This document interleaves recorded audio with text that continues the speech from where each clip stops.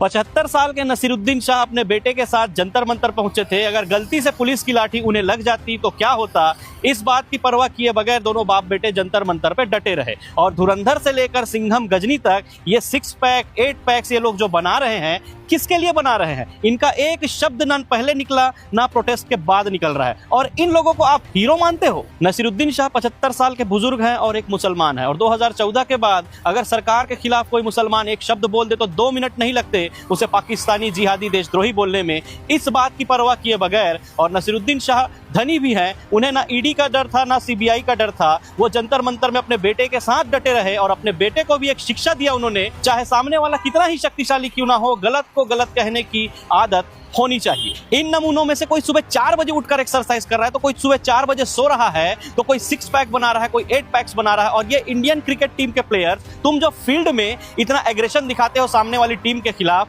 क्या मतलब है तुम लोगों का इतना दिखाने का? क्या मतलब है तुम लोगों को इतना दिखावा करने का जब 250 ग्राम का कलेजा तुम्हारे अंदर नहीं है?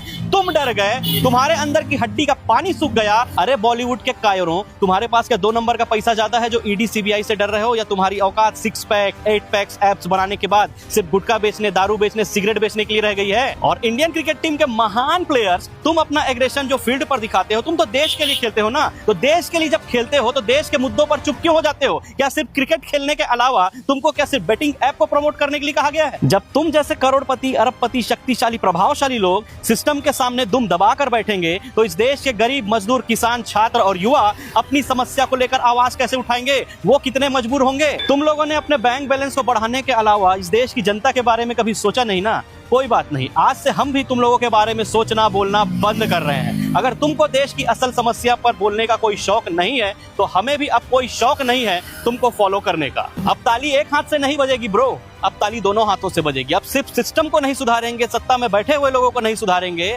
तुम जैसे दोगले सेलिब्रिटीज को भी हम सुधारेंगे। अब देश तुम जैसे दोगले सेलिब्रिटीज और फालतू क्रिकेटर्स को अनफॉलो करना शुरू कर चुका है। हम भी आपको अनफॉलो करेंगे। अब आपको फॉलो ये सड़क छाप 2 कौड़ी के जो बिना सिर पैर बिना दिमाग के जो अंधभक्त हैं, वही फॉलो करेंगे, क्योंकि आपने चुप रहकर इनके पॉपों का मनोबल बढ़ाया है। अगर वाकई में आप एक सच्चे देशभक्त है और इस देश के जरूरी मुद्दों से आपको फर्क पड़ता है, तो इन झूठे मक्कार दोगले सेलिब्रिटीज को आज से ही अनफॉलो करना शुरू करें, क्योंकि जो देश का नहीं वो हमारा नहीं। इन्हें हमारी जरूरत नहीं है, तो हमें भी इनकी कोई जरूरत नहीं है। जय हिंद, जय भारत।